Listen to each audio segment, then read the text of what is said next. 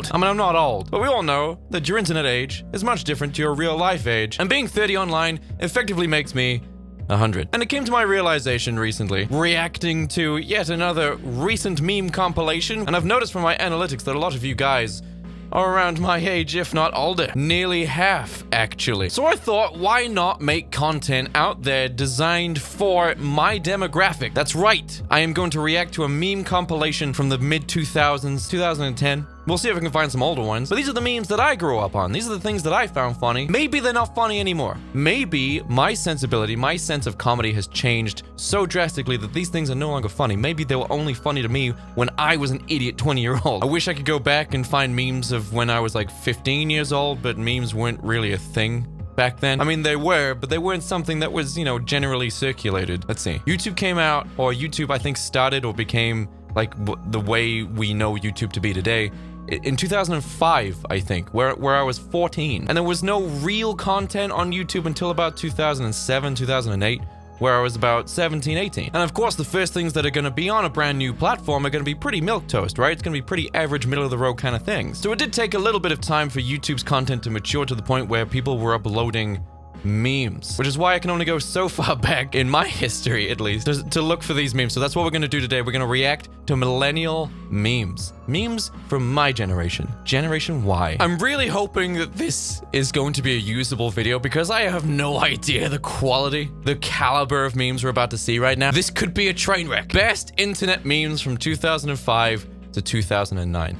And it's only 3.5 minutes long. Cool thing about these guys is that they have That's right. really first ever YouTube video. Really long fronts, and that's cool. The first ever YouTube video was this guy who goes to the zoo. Or I'm at the zoo, I go to the zoo. Isn't that crazy? YouTube had a first ever video. It's crazy to think about.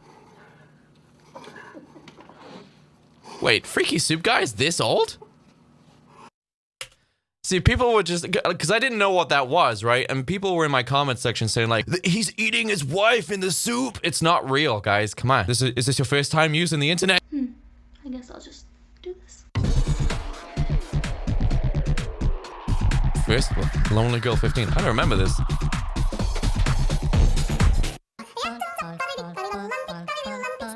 Lick Spin is this old? Man, I guess I wasn't using the internet right for whatever reason. Do you know what? Back in 2007, I was using the internet for Bebo, LimeWire, and WinMX, I think was another one, and watching Dragon Ball Z movies. And also anime music videos, basically just Dragon Ball Z compilations with Linkin Park played over the top. Leave a comment if you were part of that generation. To this day, I still can't watch the old Dragon Ball Z movies without hearing like paper cut. Oh god, I just remember that giddy feeling of like watching the download bar. Like you'd click download, you'd watch the bar slowly go all the way to 100%, and then as soon as it was fully downloaded, you could double click it and you could watch the Dragon Ball Z movie that you've never seen anywhere else before because they just didn't air them on TV back then. Man, I'll never forget watching History of Trunks. That was awesome.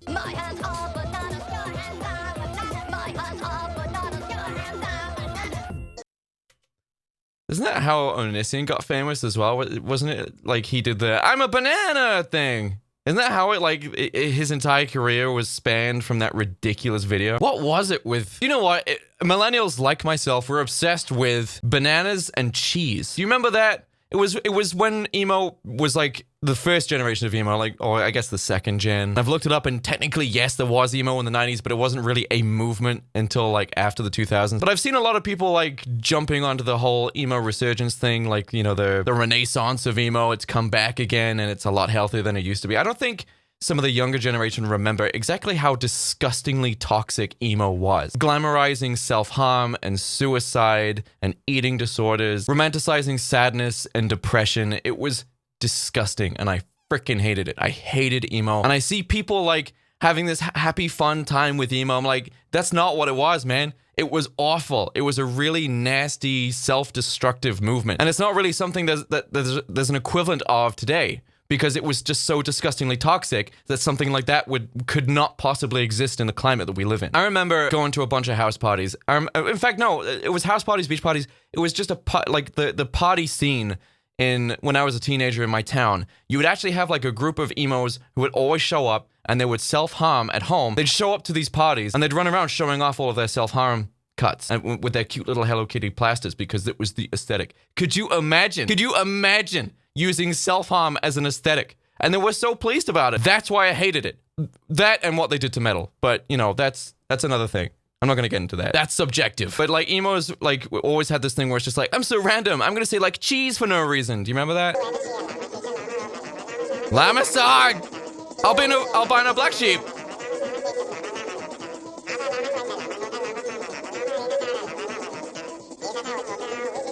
This is old as hell.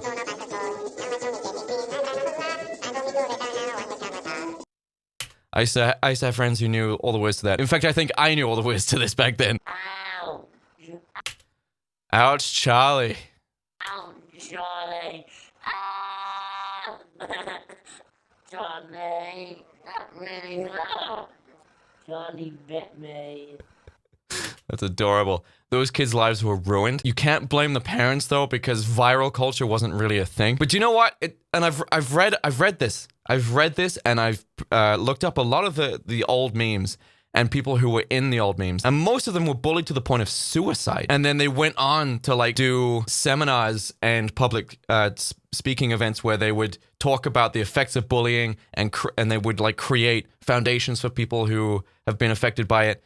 And like, that's how bad things can get for these people. Like Star Wars kid, you know, the kid who went absolutely apeshit with that stick. No one was meant to see it. It was for like a film project that he was doing, and someone found it and uploaded it to his entire college class, and they ridiculed him. And then when the internet became a thing, they all put it on the internet, and it spread like wildfire. And the guy was just humiliated. Same with the Numa Numa guy. He also went through a really, really tough time. Just a bunch of these kids, and there's a bunch of these people who were part of the original viral culture, because it wasn't that big. There weren't that many stars of viral culture. The ones that did exist were just ridiculed beyond belief. And this is 2007. This was before PC culture, right? This was before people had any filter. Oh, dramatic chipmunk. That one was fantastic. That one was brilliant. I love that one. Just got an awesome face paint job. What do you think? I like turtles. I like turtles. See, where are these kids now, huh? What happened? Where is the I Love Turtles kid? How much do you want to bet he probably had a really tough time at school because of that video? I hate to be a downer about this shit. I know people just want to watch happy, fun memes, but the thing is that, like, I was so fascinated by the original viral culture that I decided to look up in my own time what happened to a lot of these people. And yeah, it's horrific what happened. Here we go.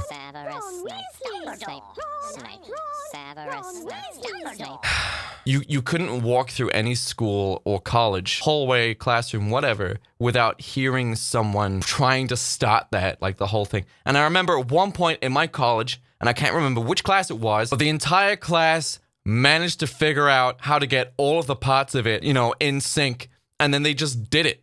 I can't remember how long. It was like an awkward amount of time that they did it for, but like it was magical. Leave Brittany alone! Oh, Chris Crocker. Please. Chris was right, man. Chris was right. Also, I'm pretty sure Chris Crocker went on to make adult content. And all power to them. But yeah, Chris Crocker was right, man. Leave Britney alone. It's so nice that Britney Spears has been released from the conservatorship and now has her own freedom. Doesn't stop Britney's Instagram uploads being horrific. And we'll get to that maybe this week. But Chris was right. I don't know if you guys remember, a lot of you kids probably don't realize this, but Britney Spears was hounded, absolutely hounded by paparazzi and the general public because the pressure was getting to her and she was reacting to it. And because she was reacting to it, they kept putting the pressure on. They kept photographing her and creating these awful rumors and spreading all of her personal information, you know, like her relationship status and various other things like that, and her relationship with her parents. They kept pushing and poking and prodding until eventually she broke down and shaved her head. And I'm pretty sure Britney has never fully mentally recovered from the absolute hellish bullying that she went through in the mid-2000s. The same happened with Chris Chan. I'm not going to go too far into Chris Chan, but that poor person was absolutely hounded and hounded because they reacted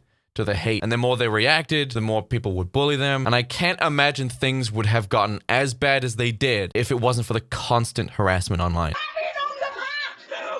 Angry German kid. Yeah, this was awesome. This is before we realized that you could fake stuff like this. We all thought this was real. This is another kid that was bullied relentlessly. insane. Absolute insanity. So everyone believed that like this kid was just filmed going absolutely insane. And people still do this to this day, right? People still do this. They don't realize they're doing it. You have to remember, you're not just watching something that happened at a random time in the world. I mean, you are, but you also have to remember that it's being filmed. So someone's holding a camera, or they're aware of a camera. Barely anyone's being filmed secretly these days. Almost everyone is aware. So you have to remember when someone is like going crazy or doing something insane, you have to remember there's someone standing there like this.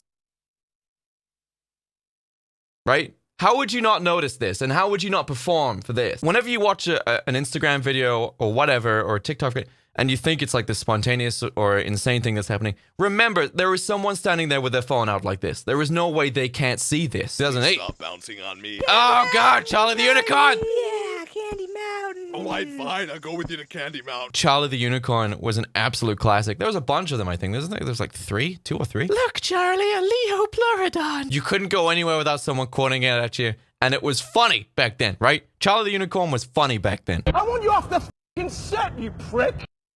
There's no way that Christian Bale thing is that old, is it? Christian Bale going apeshit on the set of Terminator. Yeah, then it must have been that old. I think it was like a director of photography, or one of the photographers got in the way of one of the lights, or got into Christian Bale's eye line when he was like, because he's one of those method actors who like gets into the role, gets into the character. Like, for example, Christian Bale, not American. He's from the UK. He's actually Welsh, who lived in London, I think. And his American accent, like a lot of British people who go over to the US to become actors, for example, Tom Holland, also English. Andrew Garfield, also English. Benedict Cumberbatch, also English, though I don't know if he does an American accent in Doctor Strange, does he? I'm pretty sure he does, right? Oh, here we go, there's more. Gary Oldman, who plays Commissioner Gordon in the Batman movies, the Christopher Nolan Batman movies, also English. Heath Ledger, Australian, not American. Who else? I know there's more. But Christian Bale was known for not dropping the American accent during interviews while he was still filming the movie that he was being interviewed for. He would stay in that character.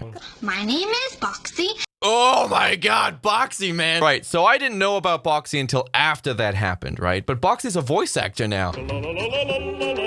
Oh, this guy. So this dude, so a lot of people are probably going to have some kind of mild PTSD when faced with that song and that guy's face, because he was the mascot for all the trolls out there who thought they were hilarious. So he was kind of the face for bullying for a lot of people. But he was he's unfortunately dead now, but he was actually interviewed because of his online usage and the popularity of it. And apparently he was, and I'm a little foggy on it because I only caught the tail end of his interview, but he was meant to go onto this show and start singing, and they didn't give him any words, or like he didn't have any words prepared, so he literally just went out and just started singing like la la la la la. And he can't believe that it went so insanely viral. Oh, sad Keanu. I didn't know about this one until a few years after it happened. Double rainbow all the way. Oh, this guy. Whoa, that's so intense. The double rainbow guy. Oh, man. Wow. Whoa. Whoa. Whoa. Oh my God. Oh my God. Oh my God. Woo. Wow, they actually cut the end off there. So, why do they do that? It's the double rainbow guy, and you cut it off before he starts talking about the double rainbow and starts crying. So, the guy sees a double rainbow, and he starts crying, and it's this really wholesome, wonderful, nice moment in human history. He sadly has died. It's really sad. It was this really wonderful, nice, peaceful, wholesome meme.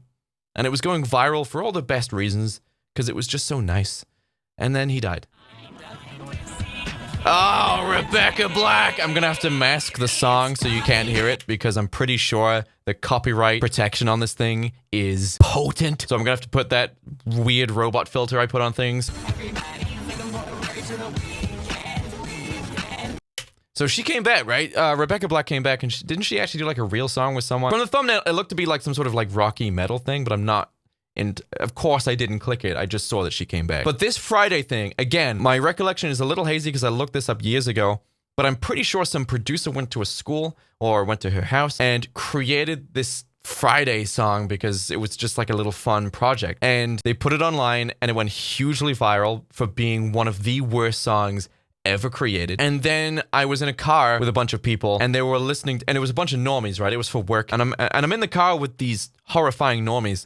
and they're listening to the Rebecca Black song, this Friday song, as if it was just a normal song. And I'm looking around like, do they not realize that this is one of the worst songs ever created? And that's when it like clicked with me that normies don't actually understand or enjoy music the same way that we do. It's just noise. It's just noise that's associated with their bland culture.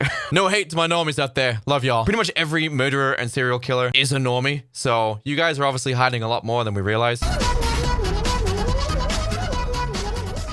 Oh, what was it? What was the name of that cat again? It was Nyan Cat, right? You know what? There was a really good animation that was done by Red Minus Nyan Cat, right? So this is an old animation. Here we go. We're gonna watch this. October 2011, right? So this is when Nyan Cat was like really big. Is Red Minus still doing anything? Let's have a look. Last thing they uploaded was 2 years ago. Pretty normal for a Newgrounds animator to be that inactive. But Red Minus was one of my favorite animators that I used to watch back in the day. They were like way ahead of a lot of the other animators that were on YouTube at the time, and I thought they were really funny. I know it's not the same song. I had such a crush on this chick back in the day.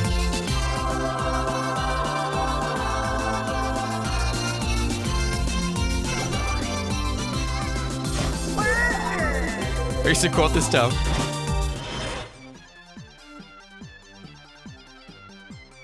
Oh, if they cut it down? She grabs like bacon and stuff. And then it's like, bacon! How long have you been watching that? Dude, I don't even know. Oh, okay, here we go. I'm just misremembering it. It's been that long since I've seen this. Oh, that's good. I'm actually hungry.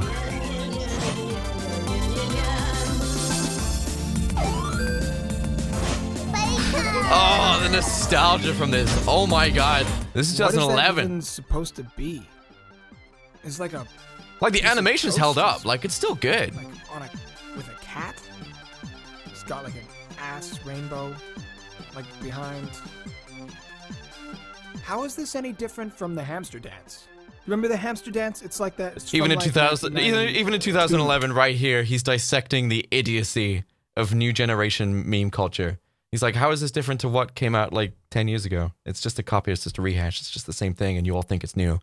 Trust me, it's still happening. I see Gen Z kids, I see like teenagers and early 20-year-olds saying and doing things as if it's like a new discovery. And then you've got like my generation and Gen X and even older who are just like, we all knew this. We keep telling you this stuff, but because we're too old, you don't listen. But sure, yeah, you found it. It's new. Enjoy it. Watch Generation Alpha rediscover Gen Z stuff, and Gen Z will be like, but we knew this. We told you this. Probably. There's like a stupid song. There's hamsters. There's animated gifs of hamsters dancing. This ridiculous music. This is exactly the same. This is exactly the same. That's me now. Yeah, okay, look, we got work to do. You can't just be... Are you drooling? Also, their audio was better as well. Like their voice acting audio. It's a Marlboro from Final Fantasy. It used me asthma. Oh, I used to hate fighting those things.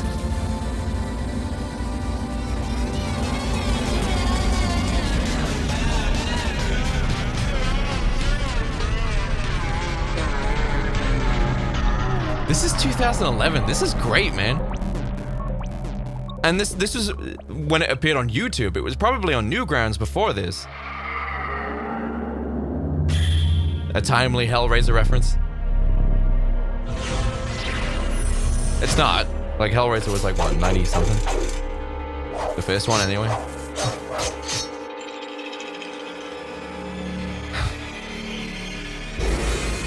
This is so good. It's still good.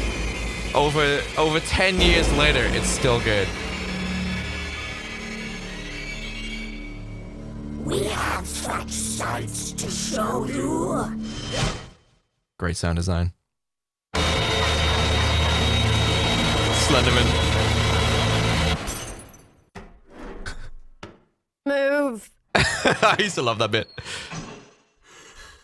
Are you sure you don't need me to hold your head back?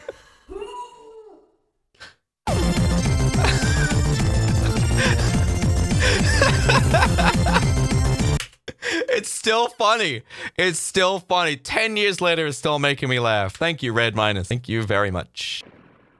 Open Gangnam Style.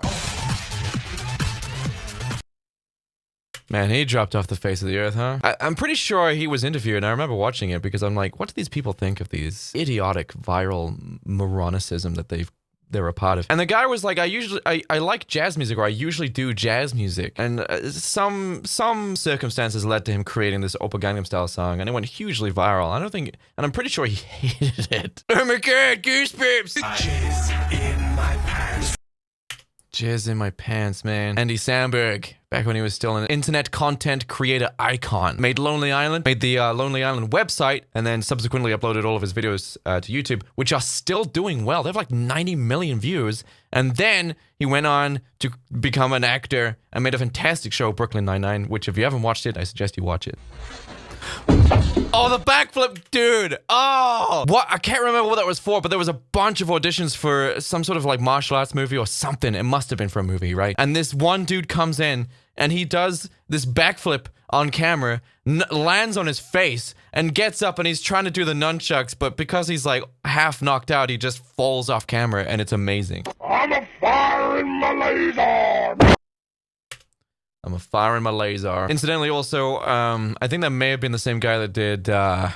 Octonopus. I know people have said there's, racist connotations to it, but I don't think any of us really picked up on that. I think people who are drawing parallels in that way probably themselves are quite racist, which is the usual irony, isn't it? It's like someone's just doing something completely innocuously, unassuming, right? Because it looks cool or sounds cool or whatever. And then someone has to come in and be like, I think that's racist. And it's like, why? Because that looks like this. And it's like, well, you're the one drawing those parallels, man. That's kind of racist. I'll show you.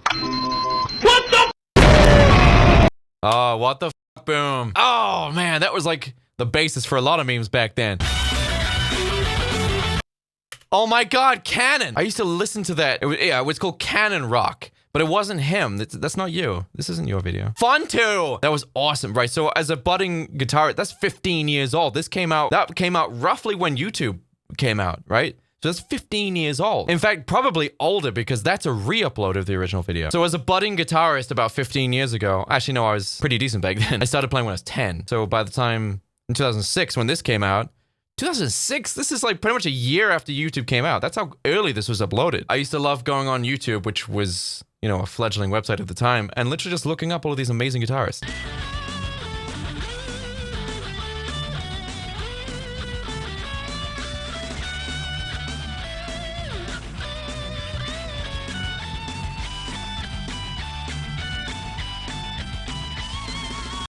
Love it. Fantastic stuff.